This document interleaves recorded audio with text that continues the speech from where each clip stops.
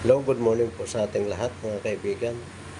For today's video, mag-adobo ako ng atay balon-balonan. Ito po, lalagyan ko ng sili. Ito po,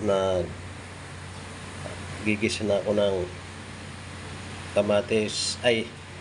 sibuyas at bawang. Wala pa rin pong matinong kuryente dito sa amin mga kaibigan. Kaya gagawin na lang ako ng paraan para tipid-tipid ng konti. Kahit sa rice cooker, magluluto na lang ako kasi kung bibili po sa araw-araw, 300 sa tanghali, 300 sa gabi, 600 na lahat. Ang bali-balita ko namin dito ay abutin daw ng mahigit 1 buwan ang pag-ayos itong kuryente dito sa Dika. Ay hindi po tatagal yung budget sa loob ng 1 buwan. Isang araw 600. Sa 1 buwan mga kaibigan, malaking halaga yan.